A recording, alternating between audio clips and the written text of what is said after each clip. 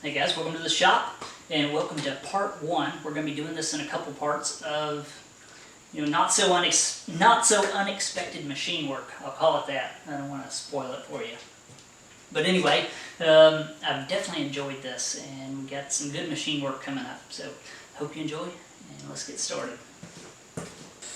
Well, it's time to put the cutting oil in the base of this machine. We're going to be using Mobile brand Mobile Met 66.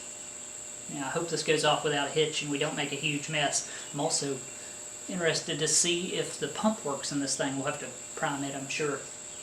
But I'm excited about this. I'm interested to use this machine with cutting oil, and I'm easily excited. So let's get this opened up and get it in the base of this machine. Alright, so I said this last time, but I'm going to say it again. The pump on this machine's got some wear in it, so I'm interested to see if it will work or if we'll have to, regrind the plates and stuff on it. But, if it works, and I'm not going to mess with it. So, let's get this open, pour it in the foot, and then I'll save some and put it in the pump to prime it.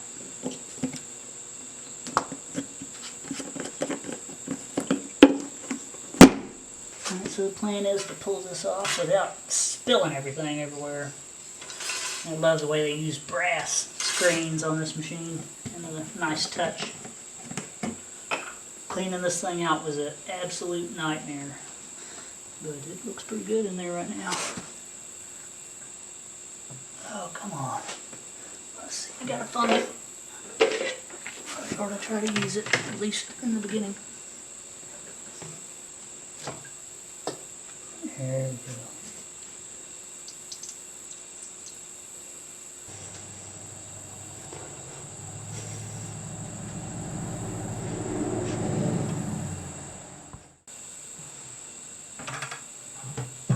Never spilled a drop yet. Alright, so here's the pump and the shaft that powers it. This is the outlet that delivers the cutting fluid to the cutter. But I can't just pour oil down here to prime this pump because it has a check valve built in, just a brass brass flap that blocks this hole off. So I took this off and I'm going to pour some directly down into the body of the pump itself.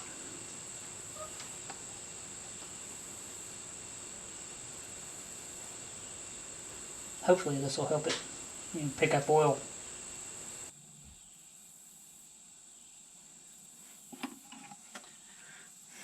It's full. Now to seal it, seal this outlet and the valve, I'm going to be using this Permatex high-tack gasket sealant. This stuff just doesn't get hard, and it works pretty well, really.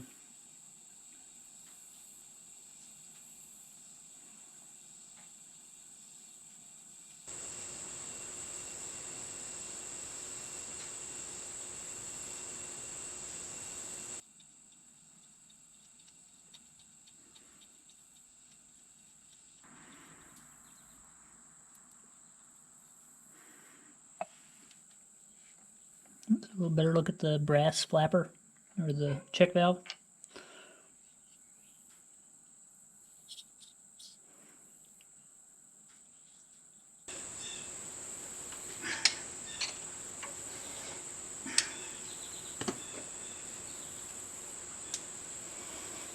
Alright, so now I'm going to put the shroud over it. It's got a big cast iron shroud that goes over it.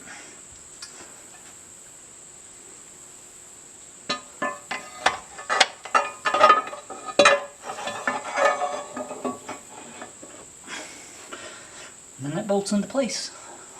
And we're almost ready.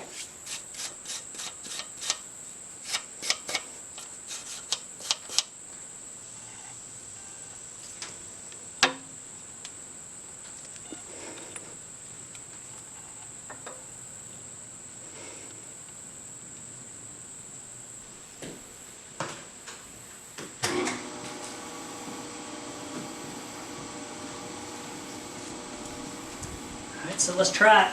It won't it shouldn't come on until I, of course, turn the valve on and engage the spindle.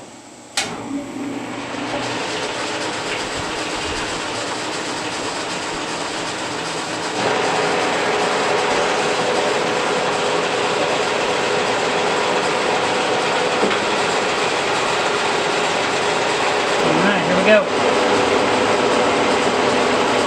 It is working. Look at that. That's awesome. First time in a long time, I'm sure. Alright, so the oil pressure is not real high here. I can pretty easily block it off with my thumb. But I really think, we'll see. That should be enough for most of my cutting needs anyway. I'll reduce this hose down a little bit to give me a little more trajectory and or a little more distance, so I don't have to have it so close to the cutter. And we'll see. I got to come up with some sort of distributor and holder and all that good stuff. So I'm happy that it works at all. That's pretty convenient. Just draining.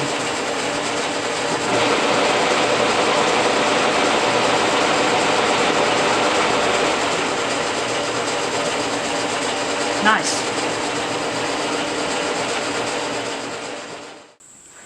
Alright, so about 2 hours have passed since the last time that I ran this machine. It's had plenty of time to drain back and lose its prime. So I was curious, will it pick up oil on its own? And guess what? It doesn't.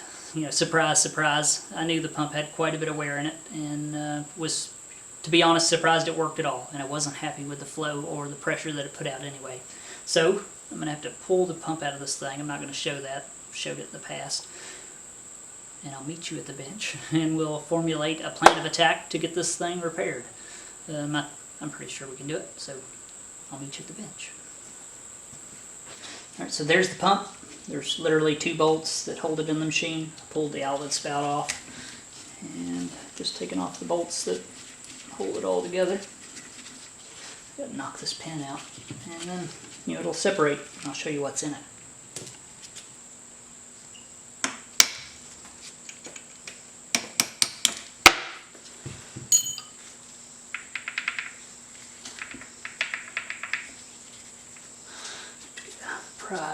Pry that off. Nope, there we go.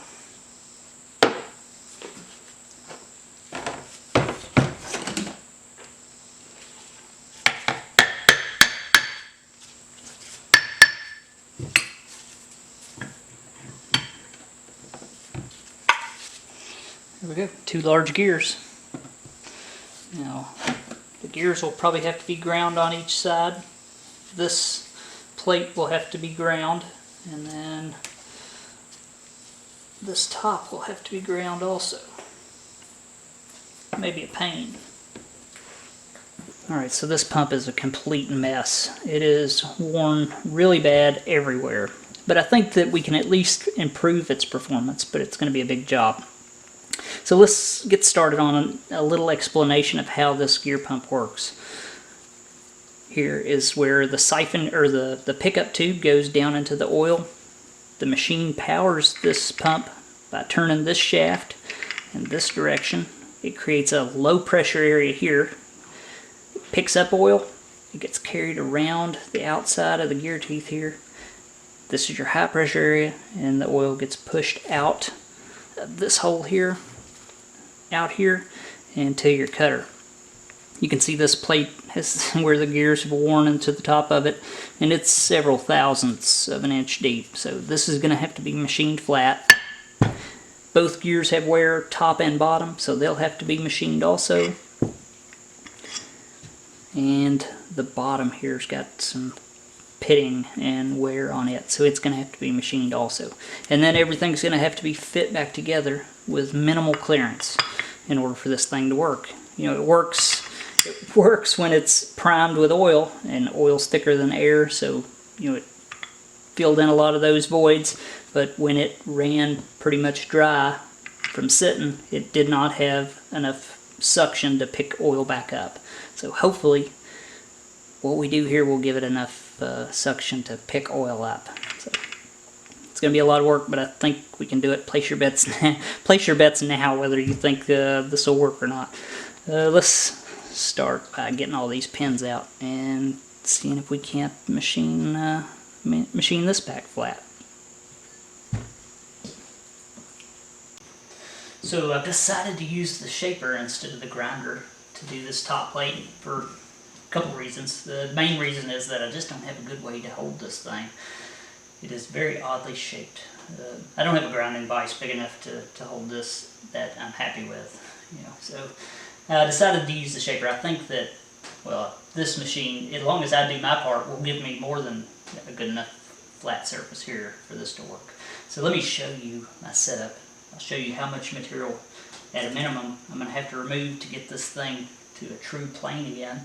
And we'll get a cutter in here and start cutting it. So we've got machinist jacks spread out all under this. We're 3 copper points where we're clamping it, and we're not clamping it very hard. I don't want to warp this thing. So just enough pressure, in my opinion, to hold it, and a little bit. I think it'll be fine, so we'll see. As far as wear here, we're going to use our depth gauge, depth mic, and we'll check on the most worn area, which is right here, and see how much at a minimum we're going to have to take off to get this thing flat again. And then I'll show you how close we are to dialed in, and we'll cut it. So let me move this table over a bit, check it, and see how much we're going to have to remove.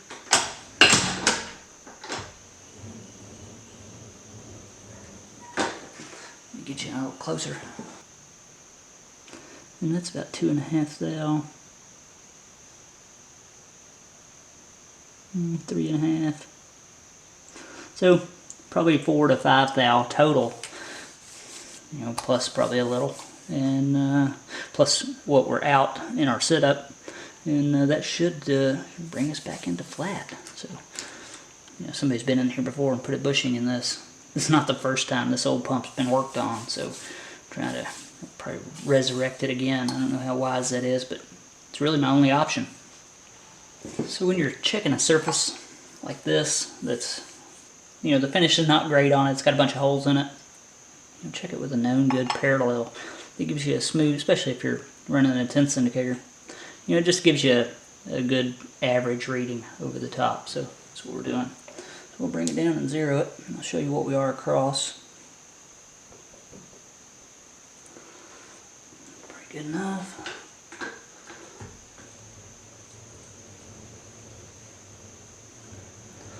So that is right to left. It's basically on the money.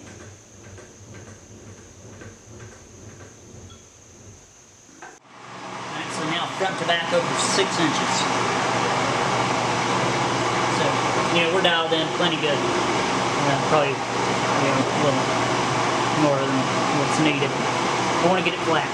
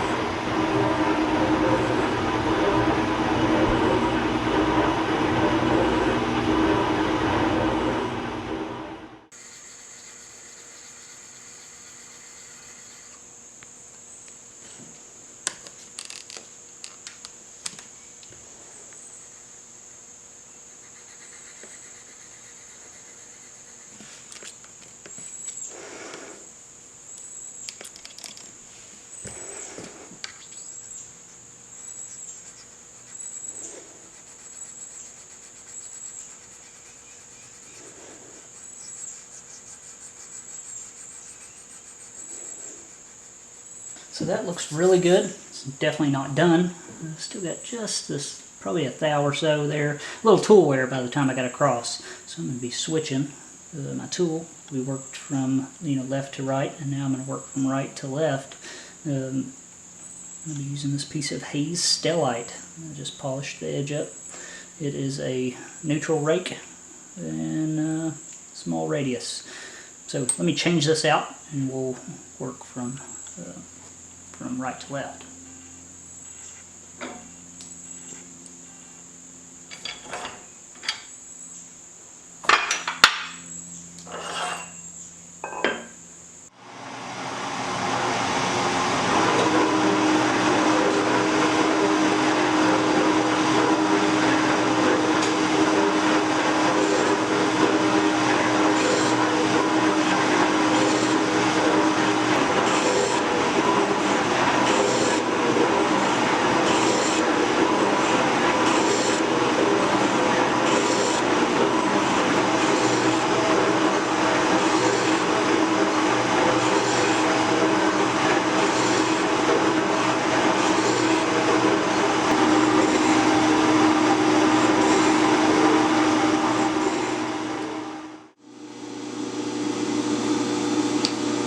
Alright, there you go. That looks pretty good, really.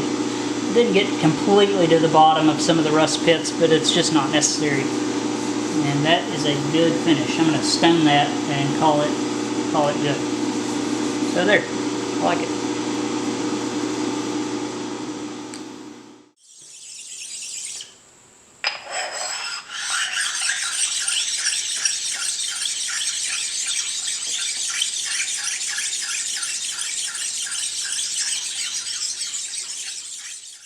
Alright, let's take a quick break. I want to show you some viewer mail the rest of some viewer mail that I did not show a couple of weeks ago.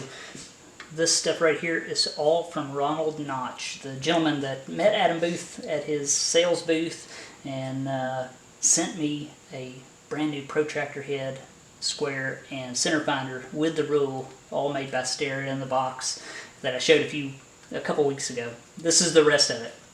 So, some amazing stuff for sure.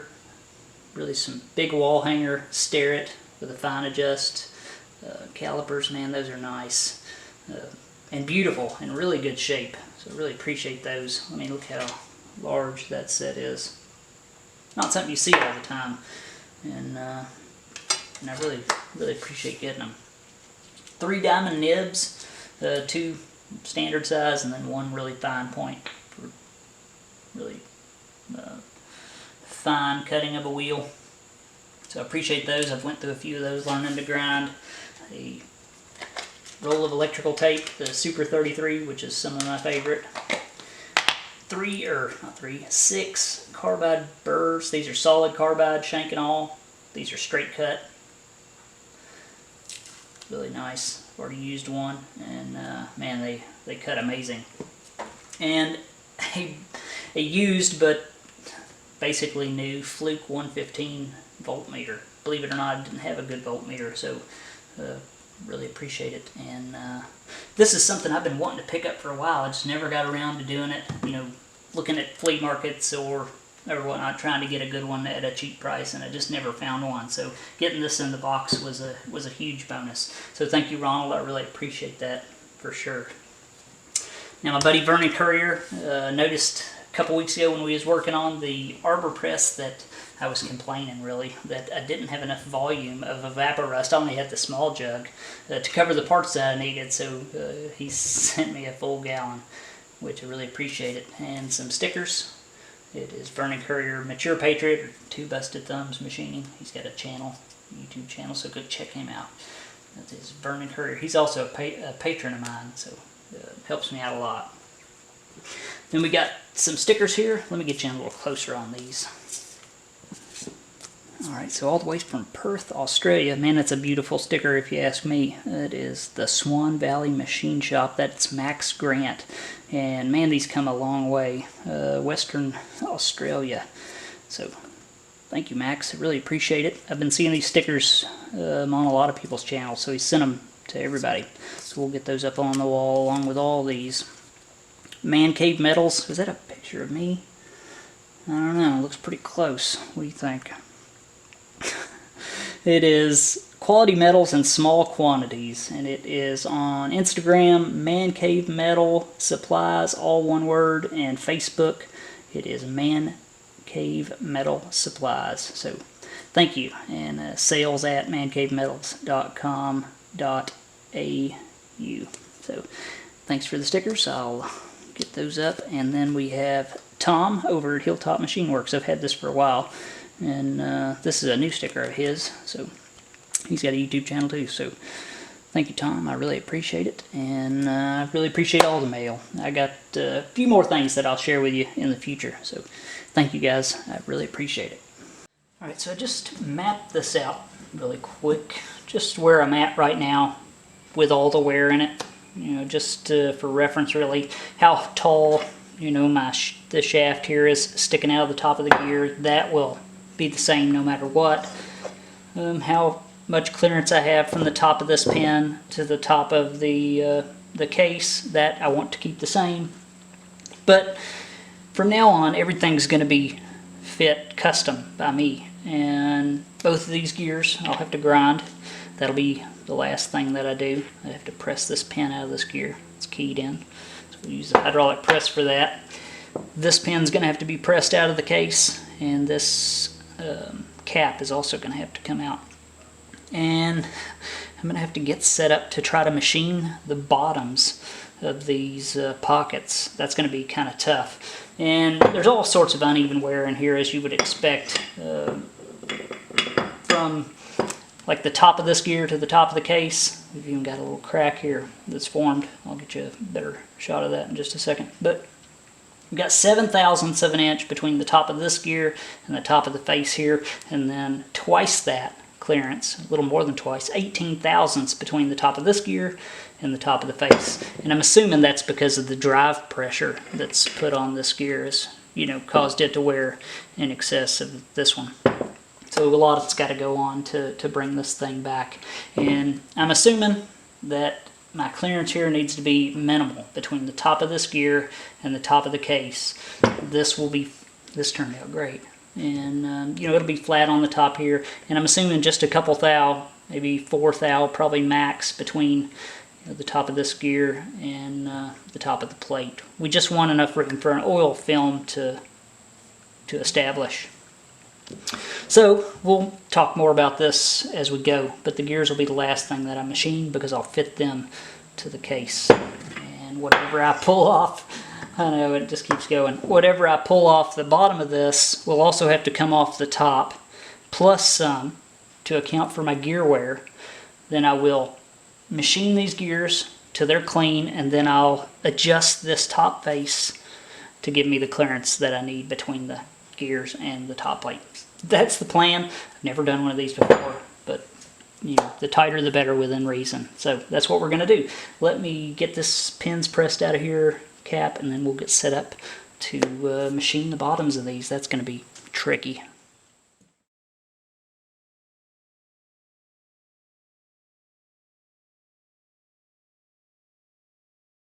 So please do not break.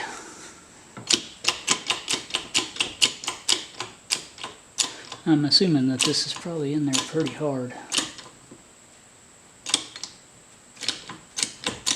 Huh, not bad. I seemed wrong.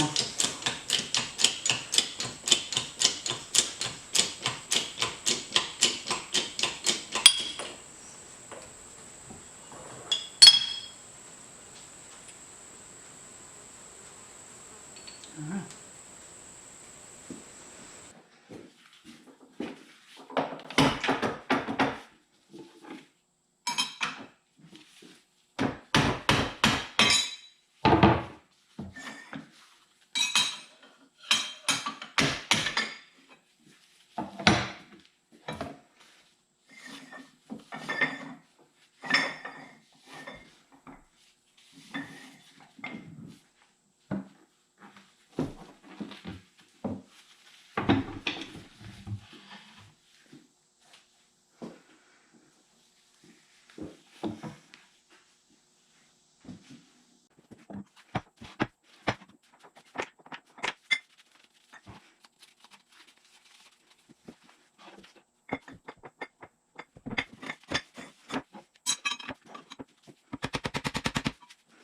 So I decided to machine the two bottom faces of these, and using the lathe, put it in the forge jaw and, you know, machine each one individually, which it was quite a challenge to get them both dialed in and matched up to each other. But I show you the method that I used. I don't actually show me bumping it around. I ended up recruiting Elizabeth's help. It worked out. You know, you'll see. Please, Elizabeth, come over here and turn this. This is a 12-inch Brown and Sharp parallel. Get this lined up a bit more.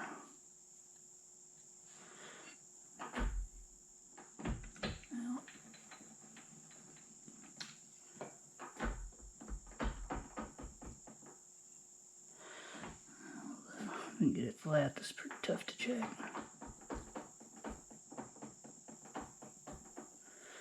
Alright, so we'll call that 0. You turn it slow, please.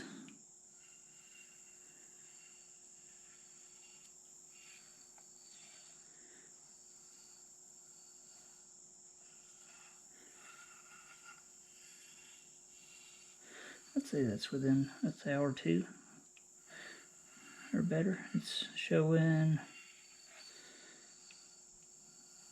a thou. Round it out. That's good enough. Okay, very good. So now I get to do the second one. Thank you.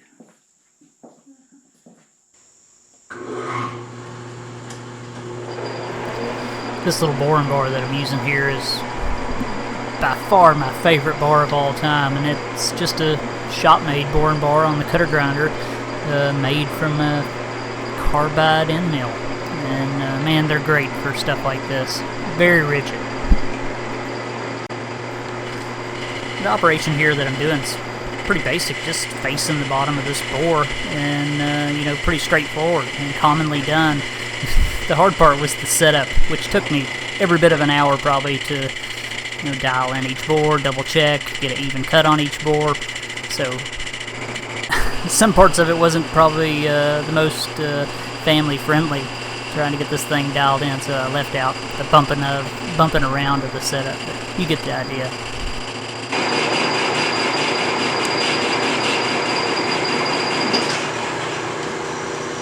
That's it.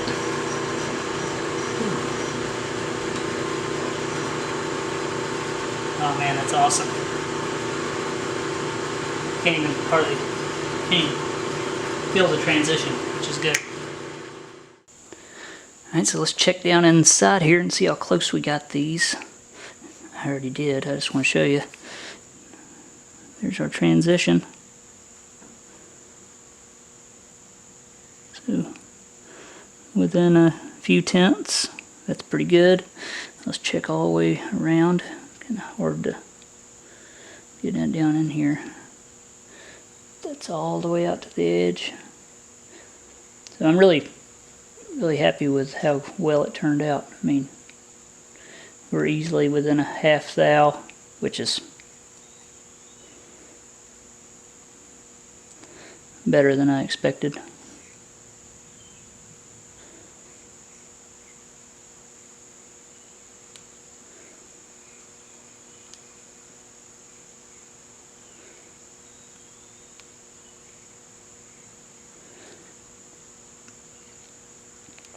So yeah, I mean, that's as good as you could hope for.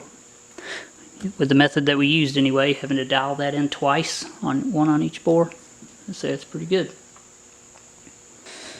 So that's been a lot of work so far. We'll probably do this in a two-part because it's taken so much time to, you know, dial both these bores in and get everything as close as I can, which has turned out really good, and I'm glad that I've got it as good as it is. So next video we will push this pin out. We'll surface grind these gears together as a pair, and then we will put them down in the case, measure our clearance over the top of the gears, then grind the top of the case to make these fit in here as tight as possible, and them still be able to function without issue. So, and I've really enjoyed this so far. I kind of like this stuff. But we got a pin here that's got quite a bit of wear on it. I'm going to put it right back in where it was. I'm not trying to make this pump new. I just want to get it to where it'll last me the rest of my life. And that really shouldn't make a whole lot of difference, I don't think. We'll see. If it does, we'll make a new one, whatever. But I'm definitely happy with the way things have turned out so far. It's nice. Alright guys, that's it for part 1. Part 2, maybe soon, maybe next week. It just depends on the workload. But I've definitely enjoyed this so far. I really love these setups, you know, trying to get things as tight as you can with the machines that you have and the experience that you have. You know, I've enjoyed it. So, a lot to come still. There's a lot to these little pumps, and stuff's got to be fairly close. Still going to have a lot of wear in it, and if all I achieve is that it'll pick up oil on its own, I'm happy with that. You know, we'll see. So, thanks for watching, guys. I really appreciate it. Thanks to my viewers, my patrons, my subscribers. I definitely couldn't and wouldn't do it without you guys. So, thanks for watching, guys, and I'll see you next time.